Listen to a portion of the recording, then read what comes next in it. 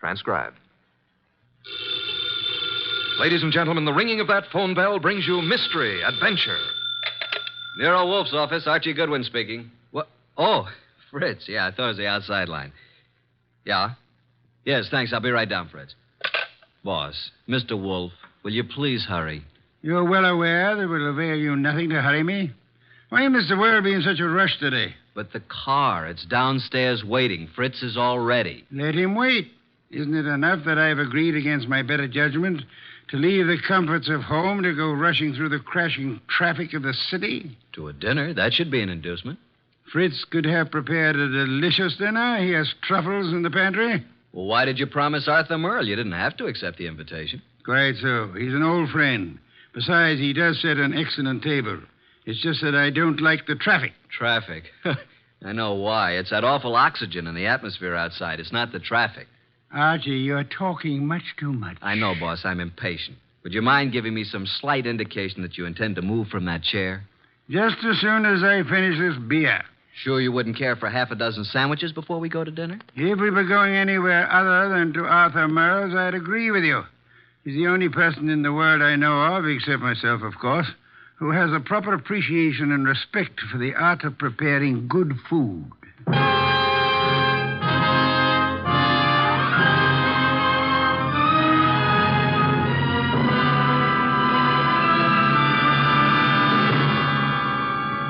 Ladies and gentlemen, it's that renowned genius who is the bulkiest, balkiest, most ponderous, and most brilliant detective in the world. Yes, none other than that chair-borne mass of unpredictable intellect, Nero Wolfe. Created by Rex Stout and brought to you in a new series of adventures over this NBC network in the person of Mr. Sidney Greenstreet.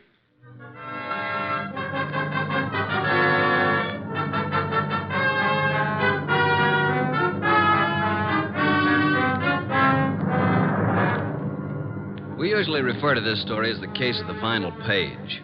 Under normal circumstances, the last page of a manuscript would be absolutely worthless unless you read all the preceding pages. But in this instance, the final page held the answer to a murder. Without that page, we couldn't arrive at the solution. Actually, we didn't even know the problem. Anyhow, I finally got Nero Wolfe to the lobby of Arthur Merle's apartment building. Going up. Up, please. Are you going up, gentlemen? Are you, honey? Certainly. It's my job. Then so are we. After you, boss. When did they install women elevator operators in this building? I've been here for 2 years. Floor, please. Arthur Merle's apartment, I believe it's 814. That's right. Are you Mr. Wolfe? No, this is Mr. Wolfe. I'm Archie Goodwin. Although the name Wolfe would be much more appropriate for him than for me. How did you know he was Mr. Wolfe? Mr. Merle came in half an hour ago. He mentioned that he was expecting you. You see, Archie, you rushed me unnecessarily. We practically preceded him here, and we'll probably have to wait interminably for dinner. I just hate to be late. Arthur Merle has never been on time in his life. He's no more punctual than any other writer. He's never been known to meet a deadline on time. This is your floor, gentlemen. Arthur Merle is just down the hall to the right, 814. Thank you. And by the way, I want to compliment you on your congenial attitude, miss. I'll speak to the management. Oh, thank you, sir. Decent of you. What's your name, huh? Women are usurping everything. Really costs to live here. Merle's really in the chips. Every book he writes sells 1 million copies. Remember the last time we had dinner with Arthur Merle? I do. Delicious. Mountain quail. Shot them himself. Yeah, he's quite a marksman. Archie, such proficiency as Arthur Merle displayed in hunting is evidence of a wasted life. Sure, he probably never made over $500,000 a year in his whole life. Well, ring again. Don't just stand there. Surely he's expecting us. The elevator operator said he was? Yeah, she seemed quite well informed. If I were a judge of women, which I'm not, I'd say she has a line on every male in the building. She can get a line on me anytime she wants. Archie, your insatiable interest in the female seems sometimes to border on the psychopathic. You know a more pleasant way to go crazy? Phooey. It's strange. There's a light on in there. I can see it under the door. Shall I try the door? Do so, Archie. Thank you. Unlocked. Well, at least we can get in. He may be in the bedroom. Probably in the kitchen. I'll just sit here. I must forgo the comforts of my own home. I certainly intend to avail myself of the comforts of Arthur Merle's. Very much over-decorated. You wouldn't like heaven unless they had orchids and beer. Not a chair in the place worthy of the name. Well, I'll try that divan while you have a look around. For what? Arthur Merle, of course. Suppose you have a look in the study. Maybe writing. Have a look, my boy. I'm exhausted and thirsty. See if he has any... Boss! Good heavens, Archie, don't shout. I'm coming. It's Arthur Merle. Look, slumped over his desk, a knife in his back. Yeah, he's quite dead.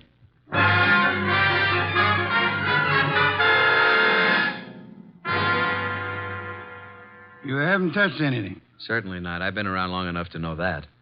Well, you just call Inspector Kramer at homicide. How long do you think he's been dead? I'd say a half hour. From all appearances, yes. And perhaps only 10 minutes. I can't understand it. Why would anyone want to kill Arthur Merle? Everybody liked him. Last man I'd expect such a thing to happen to. The answer is probably a considerable distance from the question, Archie. Inspector Kramer, homicide. Archie Goodwin, Inspector. Just a minute. Nero Wolfe wants to speak to you. Oh, no. Don't tell me you two have stirred up something on a night like this. It's 10 below zero. I'm sorry.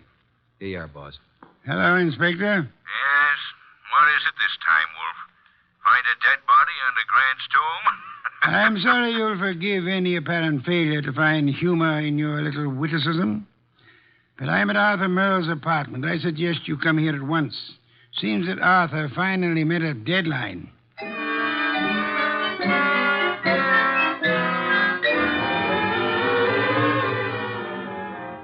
So you just walked in here and found Merle dead, huh? We were invited here for dinner. Anyone else around when you got here? No? You see anyone, Goodwin? Only the elevator operator who brought us up. Well, Mr. Wolfe, since you were in on the ground floor, maybe you've got some ideas. Sorry, Inspector. Had I been able to solve the crime so soon, I would have advised you, Inspector. Yeah. Well, it's obviously murder. Obviously. You knew him well? Quite well. Ever know of his being in any trouble? No? Everybody liked him. Arthur Merle, I felt, didn't have an enemy in the world. Is that so?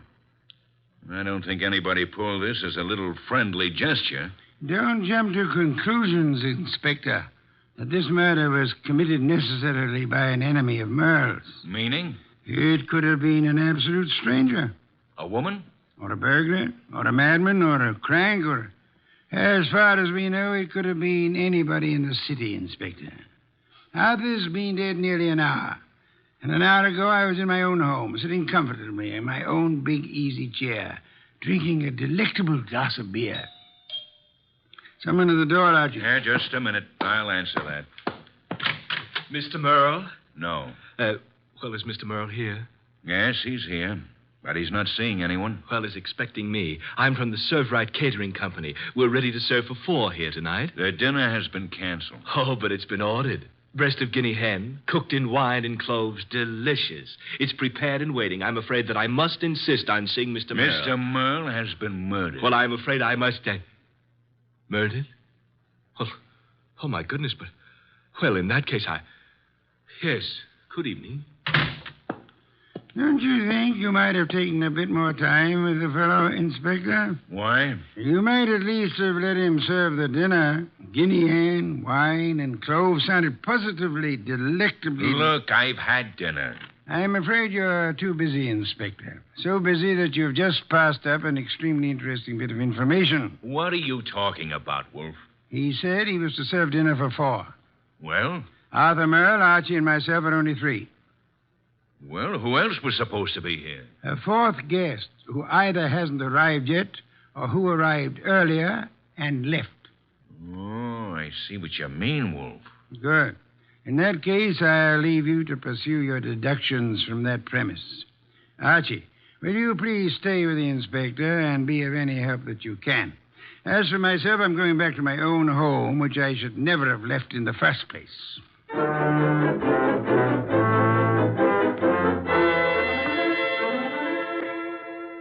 Okay, that finishes the apartment search, Goodwin. And what have we? Nothing, except that Merle had over $300 in his pocket And he was wearing a ring worth a couple of $1,000, so it couldn't have been robbery.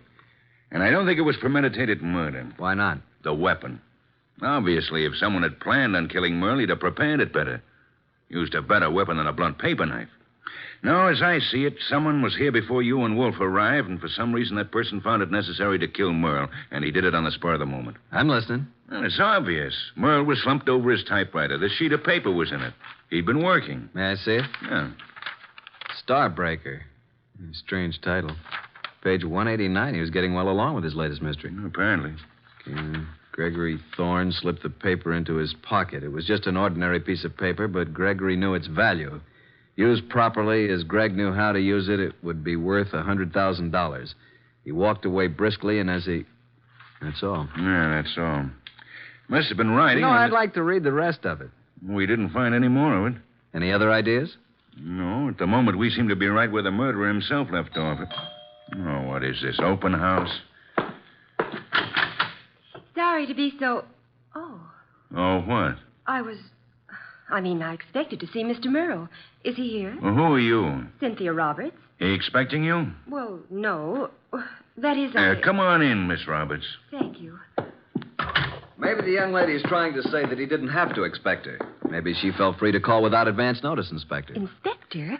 What did you want to see Mr. Merle about? Well, I'm his fiancée. Oh. Had dinner yet, Miss Roberts? Why, yes, I had dinner earlier. When were you last here, Miss Roberts? Last night, after the theater. Arthur and I were... What's the matter? Is something wrong? I'm sorry to have to tell you this, Miss Roberts, but Arthur Merle was murdered.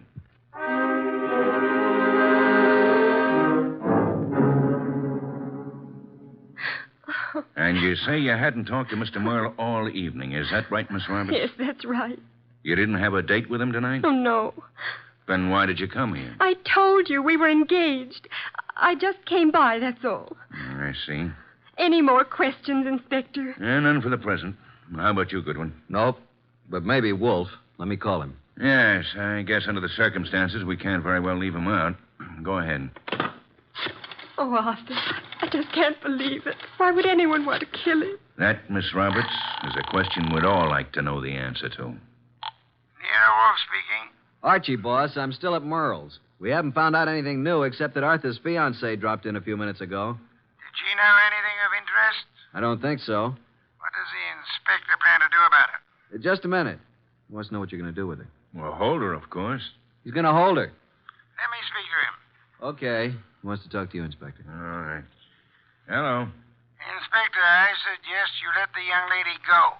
Are you crazy? I haven't got enough suspects in this deal to be letting the hottest one go free. You can't consider her a suspect simply because she knew Arthur. Now, see here, Wolf. If you go around arresting people at random, you'll suddenly be tipping your hand to the real murderer, admitting that you don't have a real clue to go on. And just what do you suggest? Find a motive, Inspector. Find a motive. Then, if you stumble on a suspect, you'll have some basis for making an arrest. At the moment, I suggest that you let the girl go and tell Archie to stop wasting his time down there and come home at once.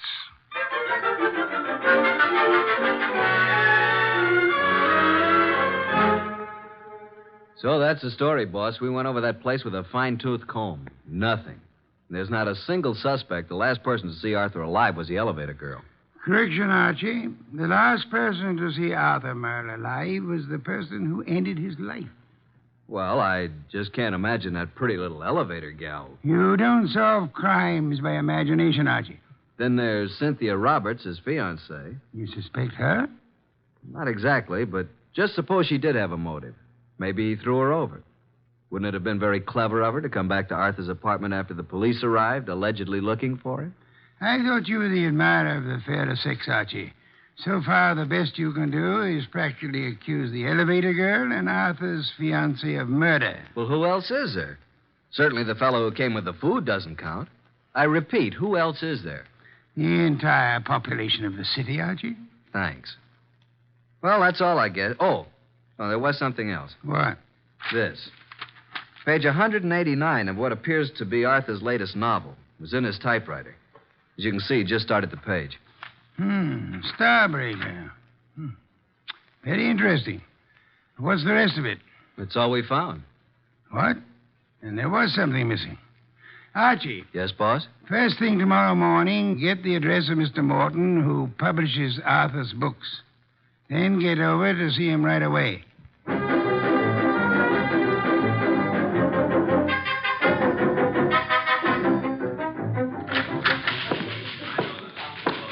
Yes, may I help you? I'd like to see Mr. Morton. Did you have an appointment? Tell him I'm from Homicide. Oh, yes, sir.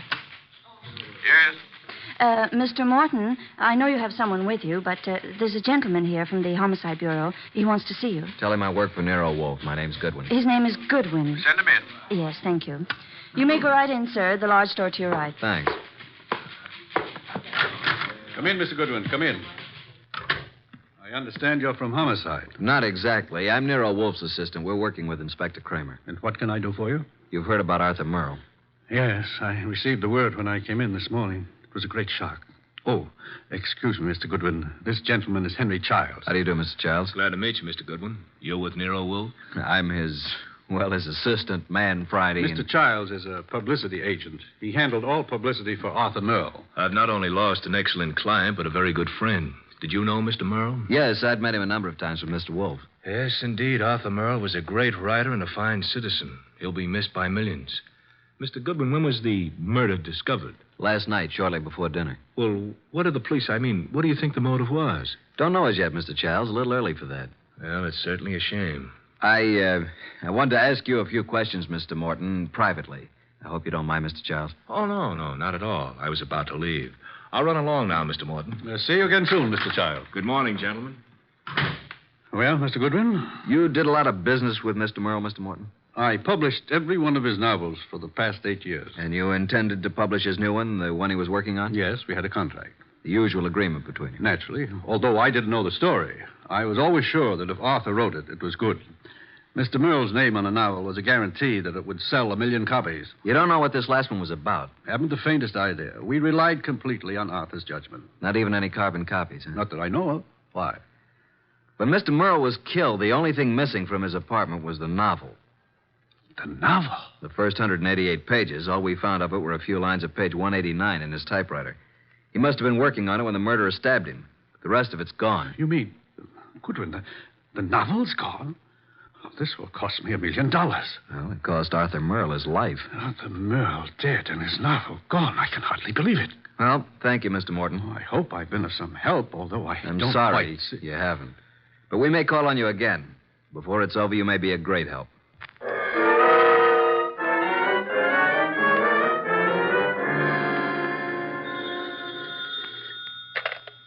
Nero Wolfe speaking. Archie, boss. I just finished with Morton. He doesn't know a thing. Merle never discussed his stories with anyone, and as far as Morton knows, he never made carbons. I see. Where do I go from here, boss? See Cynthia Roberts. Oh, then you haven't dismissed the possibility that she may have had something to do with it. Being his fiancée, she probably knows more about Arthur than anyone else. She may know who the fourth guest was to have been last night. And she also may know what Merle's novel was about. Right, boss. I'm anxious to know what the novel was about, too. I personally don't give a hang what the novel was about. What I want to find out is someone who does know the story. Because I have a hunch that whoever knows that is the person who killed Arthur Merle.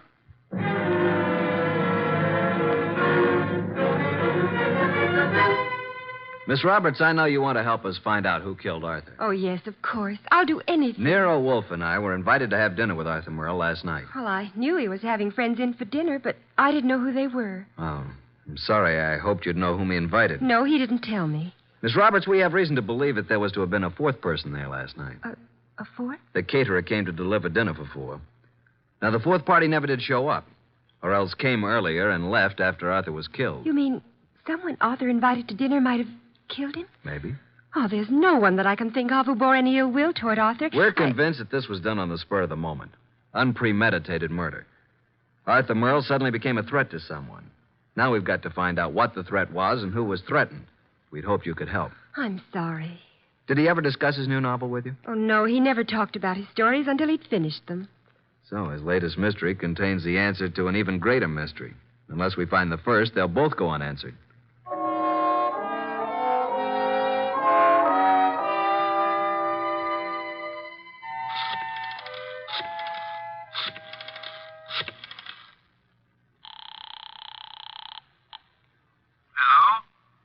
Mr. Morton? Yes? Nero Wolfe speaking. Oh, yes. Your man Goodwin was here to see me. I presume you are interested in seeing Merle's murderer brought to justice? Certainly. Arthur was a close friend of mine. And his death cost you a bestseller, I know. Now, would you be willing to help a bit? Why, yes, if I... I prepared a statement for the papers. I want you to call the literary editors first thing in the morning. Here's what I want you to tell them. Got a pencil and paper? Yes? And take this down. Quote, Mr. Carlton Morton announced today that the last work of the late Arthur Merle will be published according to schedule. Fortunately, it was Mr. Merle's custom to furnish his publishers with carbon copies of each day's work. Consequently, with the major portion of his...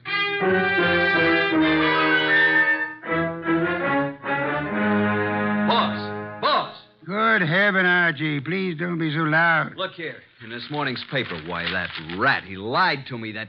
What on earth are you talking about? That publisher, Morton, he said he didn't have copies of Merle's manuscript, that he didn't know what it was about. And listen to this. Mr. Carlton Morton announced today that the last work of the late Arthur Merle will be published according to schedule. Fortunately, it was Mr. Merle's custom to furnish his publisher with carbon copies of each day's work. Consequently, with a major portion of his latest work, Starbreaker, in the hands of his publisher, together with a complete synopsis, including the denouement, it will be possible for a ghostwriter to complete the novel. It will be published posthumously and proceeds with... Boss, did you hear that? I did, and it couldn't have been more to my liking if I'd written it myself. Now, excuse me. I want to make a telephone call. Who? Publisher Morton. Yeah, I'm beginning to see. He lied about the whole thing. I still don't see why he'd kill Merle, but on... Hello, Mr. Morton. This is Nero Wolfe. Yes, perfect. Now I'll call Kramer, and he and Archie will be waiting for you. Remember now, if anything comes of it, you are to say the manuscript is in the safe in your home, and you steer the party here. Say you've recently rented this place. I hope we'll be seeing you. Yes. Goodbye. Oh, and be careful. Remember what happened to Arthur. The manuscript is in my desk in the middle drawer. What the... You mean... Archie, look out of that window. Huh? Yeah? Out there is a city of some 5 million people. In that 5 million, there is one who murdered Arthur Merle. Now, we don't know who it is, so we can't go out and put a finger on him. But, Archie, since we can't go to him, we have only one other choice: make him come to us.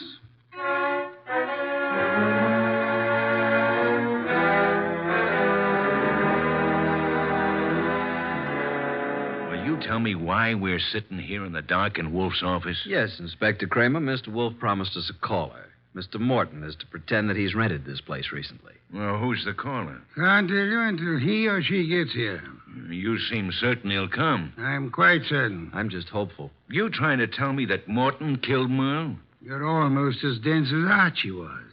No, Morton didn't do it. Unless Mr. Wolfe is very wrong, which is doubtful, before the night is over, Morton will know who did.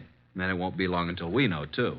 You should get on a quiz program. You're so good at guessing games. Shh. Listen. Huh? Someone's coming. A brilliant deduction, my dear Kramer. I hope there are 2 of them. Inspector, behind these drapes. Quick! I'll get behind the screen. All right, Mr. Morton. So far, you've been very cooperative. Just keep it up. I have no intention of doing otherwise. Your gun has me completely convinced, Mr. Childs. Get the manuscript. Yes, just a moment. It's in my desk. Wait a minute.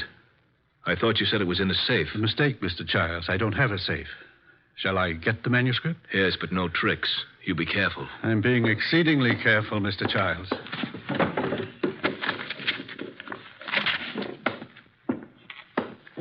There you are.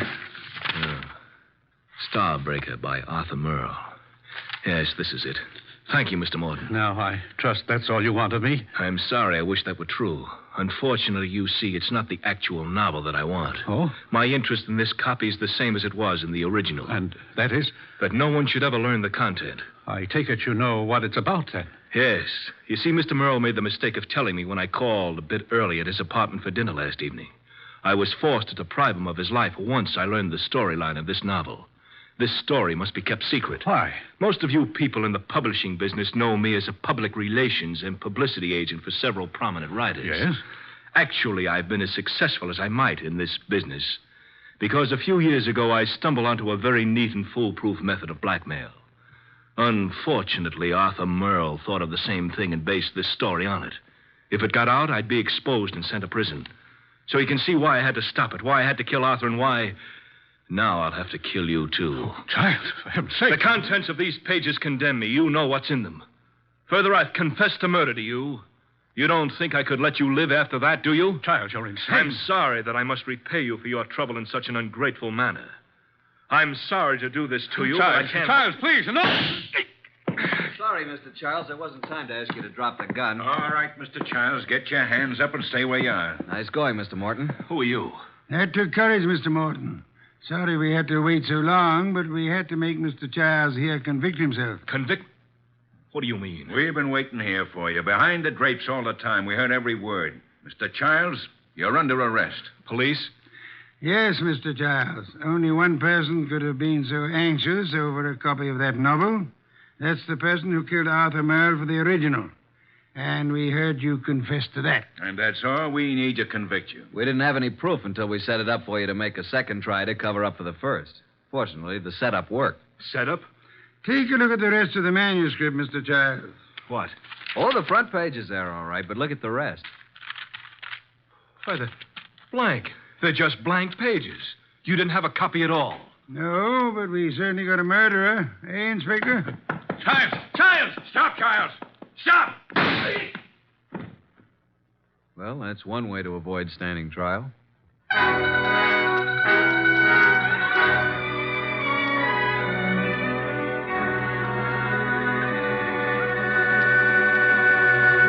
Well, Archie, I'm glad you and Kramer got Childs. Some beer, please. That was a clever scheme, boss, making him think there was a copy. Yes. In a way, though, I wish it hadn't been just a scheme. Meaning? I wish there had been a copy of Arthur Merle's novel. Why? You never read detective stories. No, but I've drummed up so much curiosity over this one, I'd like to know exactly what that blackmail gimmick really was. Good night, Archie.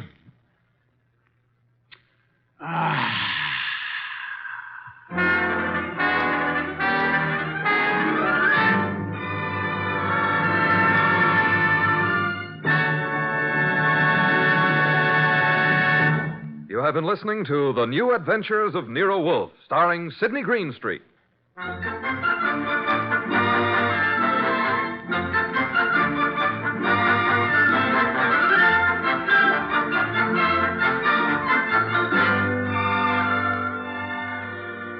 Tonight's transcribed story by Don Arthur was based on the characters created by Rex Stout. This is an Edwin Fadiman production and is directed by J. Donald Wilson. In the cast were Harry Bartell as Archie Goodwin, and Evelyn Eaton, Peter Leeds, Lucille Alex, Marna Keneally, Herb Butterfield, and Bill Johnstone. Next week at this same time, Nero Wolfe and Archie will bring you The Case of the Telltale Ribbon. Don Stanley speaking. 3 chimes mean good times on NBC. There's excitement for you Sunday when talented servicemen compete on The Phil Regan Show. And Sunday on NBC also means another delightful adventure with Cary Grant and Betsy Drake when they star as Mr. and Mrs. Blandings, the proud but bewildered owners of the famous Dream House. The chimes are your invitation every Sunday to Mr. and Mrs. Blandings. Tomorrow for excitement, hear Herbert Marshall in The Man Called X on NBC.